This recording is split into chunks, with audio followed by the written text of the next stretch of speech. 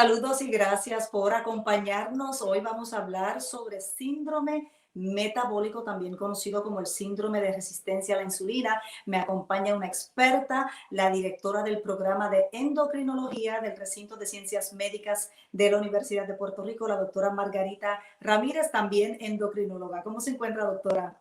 Muy bien, muy buenas tardes y gracias por la invitación. Bueno, pues vamos a hablar de qué es el síndrome y a cuántas personas afecta. Comencemos con describirlo. Bueno, básicamente se encontró, ¿verdad?, que hay un conglomerado de condiciones que cuando se juntan, pues aumentan no solamente el diagnóstico de diabetes, sino de enfermedad cardiovascular. Y más o menos como para los 1988, el doctor Raven acuñó el término de síndrome X para describir este conglomerado, ¿verdad?, de condiciones que se asocian más que nada al problema de obesidad que estamos teniendo, ¿verdad?, en las últimas décadas. Así Claro, que básicamente así fue que empezó. es decir, que ahora hay más personas con propensidad a este síndrome porque sabemos que el problema de la obesidad es casi una epidemia, tanto en Puerto Rico como en Estados Unidos, ¿verdad? Exactamente. Y el sedentarismo. Y el sedentarismo. Pues, ¿cuáles son los factores de riesgo? Usted ya mencionó diabetes, pero ¿cuáles son específicamente? Bueno, realmente el describir el síndrome metabólico en un paciente es más bien para ver el riesgo que tiene ese paciente a desarrollar diabetes. O sea, que ya después que el paciente tiene el diagnóstico de diabetes, hacer el diagnóstico de síndrome metabólico es más bien académico, ¿verdad? Porque es para definir un riesgo de diabetes.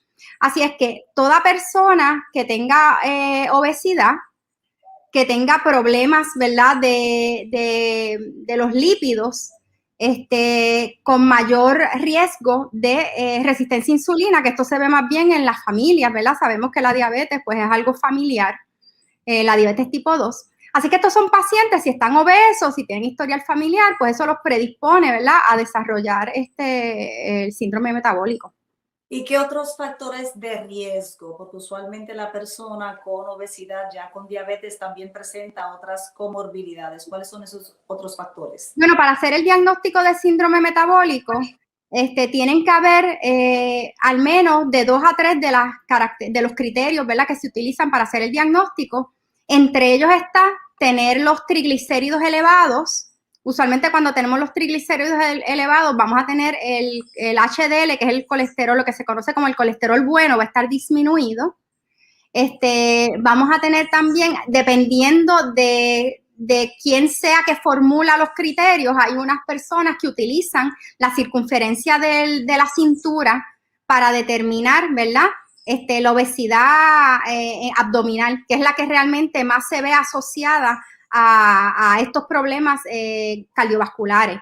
En el caso de los varones, pues una circunferencia de cintura mayor de 40 y en las mujeres mayor de 35, pues ya se considera, ¿verdad?, obesidad abdominal. Tener un azúcar mayor de 100 en ayunas, pues eso también va con resistencia de insulina y aunque no tenga el criterio de diabetes como tal, ya cumple con uno de los criterios del síndrome metabólico. Aparte de esto, pues tenemos también la alta presión. Sabemos que todos estos pacientes que tienen esta predisposición a la diabetes y que están obesos, pues usualmente van a tener también aumento, ¿verdad?, en la presión sanguínea. Así que este es otro de los factores que se utilizan para determinar que ese paciente tiene síndrome metabólico. Uno debe tener al menos 2 de estos criterios para uno entonces hacer el diagnóstico. O sea que cuando ya hay esa grasa abdominal, esa barriga, pues no solamente es un asunto estético, es una alarma, es un síntoma de alarma y hay que ir a verificarse el nivel de todos esos indicadores que usted señala. Exactamente, es algo que es totalmente prevenible. ¿Y qué grupo está a mayor riesgo, doctora? Y si hay, digamos, mayor propensidad de mujeres u hombres. Bueno, realmente lo que se ha visto, en cuanto a mujeres o hombres, no hay una diferencia tan marcada. Sí, sí lo vamos a ver aumentado según va aumentando la edad. O sea, ya personas mayores de 50 años, el riesgo a tener síndrome metabólico aumenta dramáticamente. ¿Y O sea, cuáles pueden ser, y obviamente el historial familiar. ¿Y cuáles pueden ser las consecuencias de tener y desarrollar este síndrome metabólico? Bueno, lo que obviamente nosotros cuando vemos este conglomerado de criterios en una misma persona, eso lo que nos dice es que esa persona está a más riesgo que la población general a desarrollar diabetes. Pero también se utiliza para definir riesgo cardiovascular. No se supone que diagnosticar el síndrome metabólico sea para riesgo cardiovascular, es más bien para riesgo de diabetes, pero sabemos que todos estos son factores de riesgo cardiovasculares. Por lo tanto, estos pacientes, el problema mayor es que van a estar bien a riesgo de desarrollar eventos cardíacos. Y esto es el problema mayor porque realmente la diabetes, el diabético, el problema mayor que tienen y de mortalidad es por enfermedades cardiovasculares. Así es que lo que se ha visto es que aunque cada uno de estos factores de riesgo que están dentro del síndrome metabólico son factores de riesgo cardiovasculares, lo que hemos visto, que por eso es que se conglomeró en este síndrome, es que si tú tienes todas estas condiciones a la misma vez, tu riesgo cardiovascular aumenta dramáticamente, más allá que si fuéramos a coger cada condición por separado. O sea, que el tenerlas todas a la vez te aumenta mucho el riesgo. Y aumenta, supongo, también el riesgo de accidentes cerebrovasculares. Exacto. Ahí se incluiría todo lo que es vascular, que incluye cardio como cerebrovascular, o sea que sí, y periferovascular también, que eso incluye las gangrenas en las piernas, las amputaciones, todo esto también son problemas vasculares como tal. Claro, Y todo eso va a estar aumentado. ¿Y habrá alguna asociación también con uno de los tipos de demencia, que es la demencia también vascular? Bueno, definitivamente lo que se ve más común en los pacientes diabéticos, ¿verdad? Especialmente los que pues, no se cuidan, es que al pasar el tiempo van a tener unas pequeñas isquemias en el cerebro y no necesariamente te va a dar el accidente cerebrovascular típico, ¿verdad? Donde el paciente tiene el stroke y tiene déficit, ¿verdad? Neurológico, sino que estos son isquemias pequeñitas que no son obvias, pero que sí van llevando a una senilidad prematura en el paciente. El paciente empieza a olvidársele las cosas, ¿verdad? Tiene estas deficiencias cognitivas que no necesariamente son las esperadas para la edad del paciente. Claro, que no solamente la condición puede llevarte a la muerte, sino a ese gran deterioro de calidad de vida que sería precisamente después de ese tipo de accidentes cerebrovasculares. Exactamente. Pues entonces, ¿cómo lo prevenimos, doctora? ¿Cómo, es prevenible? ¿Es tratable? Bueno, todos sabemos, ¿verdad? La recetita básica que es dieta y ejercicio es lo más sencillo. Es importante bajar de peso de la forma que sea. Ahora mismo hay una serie de medicamentos que aunque son para diabetes, se pueden utilizar también para disminuir el riesgo a desarrollar diabetes y también para disminuir la obesidad. O sea que realmente estamos viendo una serie de herramientas, ¿verdad? De medicamentos que pueden ser utilizados en estos pacientes para ayudarlos a hacer estos cambios en sus hábitos de vida, porque es lo más importante. También es importante evitar otros factores de riesgo como lo son el fumar. Es importante, ¿verdad? Si un paciente que tiene estos riesgos, si fuma, le triplica y muchas veces le hace 5 veces mayor el riesgo de desarrollar problemas vasculares. Así es que es importante que el paciente no fume, que haga ejercicio, que se mantenga en control su presión muchas veces se le van todos los criterios que tenemos para diagnosticar síndrome metabólico. Yo he tenido pacientes que sencillamente con hacer lo que tienen que hacer, bajar de peso, hacer ejercicio, es suficiente para que dejen de tener el síndrome metabólico. O sea, que es algo que se puede revertir. Esas son buenas noticias, doctora, son buenas noticias, pero también sabemos que como nuestra población tiene hay una gran prevalencia de obesidad y además es una población básicamente que está envejeciendo quizás a un mayor ritmo incluso que el promedio en los Estados Unidos, pues vamos a tener muchos casos, como ¿qué por ciento de la población quizás en Puerto Rico pueda tener el síndrome metabólico? Estadísticas, ¿verdad?, recientes no tengo, pero sí es más del 55%. O sea que es una cantidad, es la mayoría de las personas. O sea, podemos decir que la mayoría están en eso. Y lo triste es que quiero traerlo, ¿verdad?, a este foro, es que estamos viendo mucha obesidad infantil y lo que se está viendo es que estos niños que están padeciendo ahora de diabetes tipo 2, que eso no se conocía, ¿verdad?, que inclusive los pediatras han tenido que aprender a manejar diabetes tipo 2, porque eso no se veía en esas edades.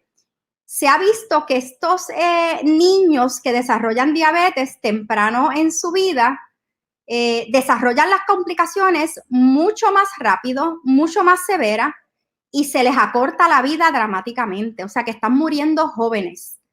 Así es que esto es algo que se tiene que tomar en cuenta, que se tiene que llevar a cabo algún tipo de acción para evitar que esto siga, porque vamos a tener una generación completa que se va a perder, porque es demasiado prevalente entre los niños ahora mismo la obesidad.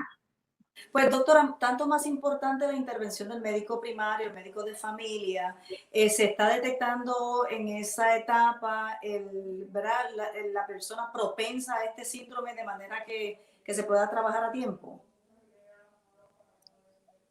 Bueno, lo más importante en cuanto a prevención con los médicos primarios es que tiene que haber educación también del médico. Es importante porque, por ejemplo, si tú vas a un endocrinólogo, nosotros definitivamente vamos a hacer mucho hincapié en lo de cambio de hábitos.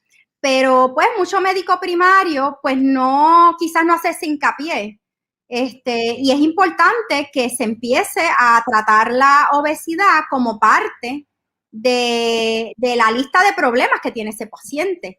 Que si va el paciente a tratarse por una hipertensión, uno no se enfoque solamente en la hipertensión. O sea, si el paciente es obeso, hay que traer eso a colación.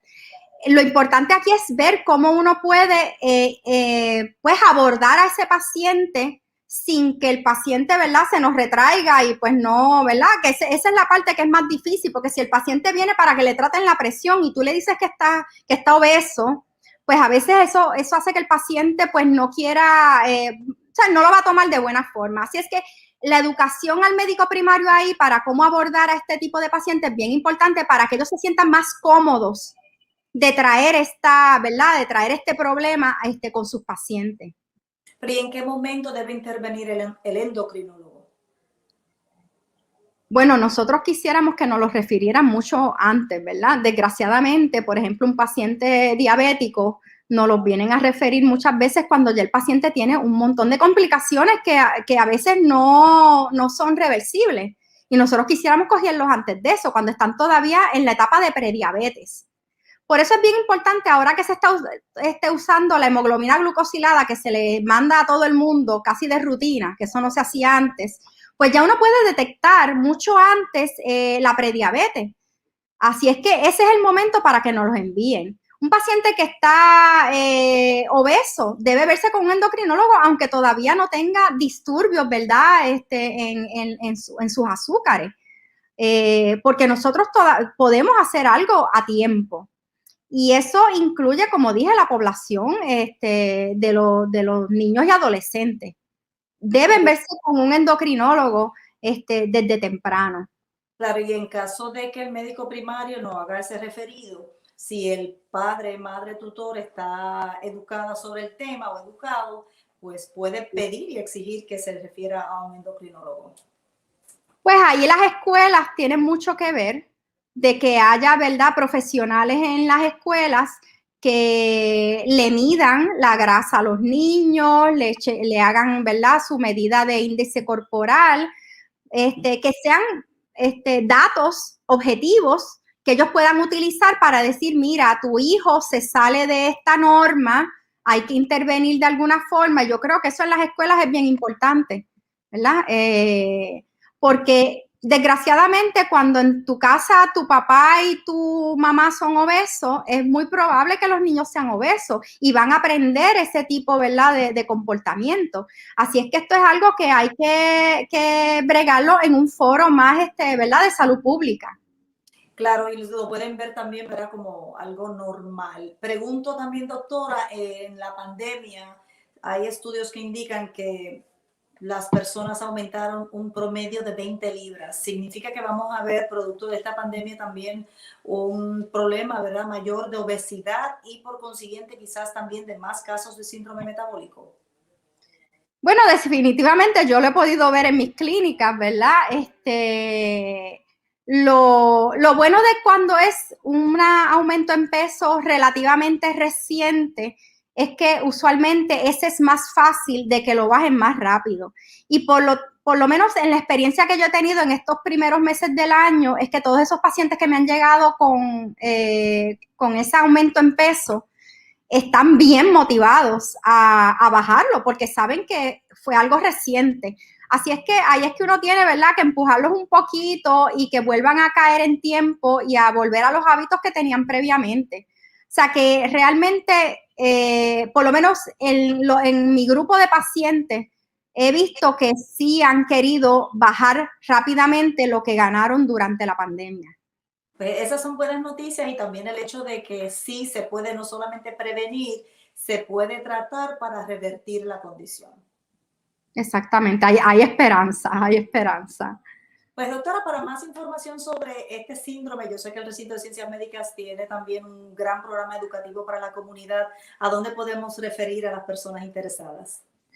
Bueno, nosotros tenemos en las clínicas de la Escuela de Medicina, eh, no sé si dar el teléfono. Sí, adelante. Y en el 787-758-7908 se puede sacar cita.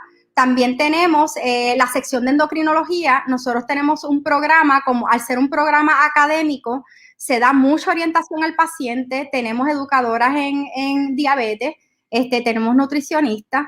Y tenemos una serie de clínicas diferentes, ¿verdad?, para tratar todo tipo de condiciones de obesidad y de endocrinología. Ahí se podrían comunicar al 787-777-3535, la extensión 5054 o 5053. Bueno, y el que no le dio tiempo de anotar, porque fue sin, ¿verdad?, sin avisar, pues siempre puede volver a escuchar esta entrevista, compartirla también con aquellas personas que le pueda interesar y que además necesiten esta información. Así que muchísimas gracias, doctora Ramírez, por habernos acompañado y gracias al público también por estar acá y por seguirnos en todas las redes sociales bajo @revista MSP. Será hasta una próxima ocasión. Gracias, doctora. Buenas tardes. Bye.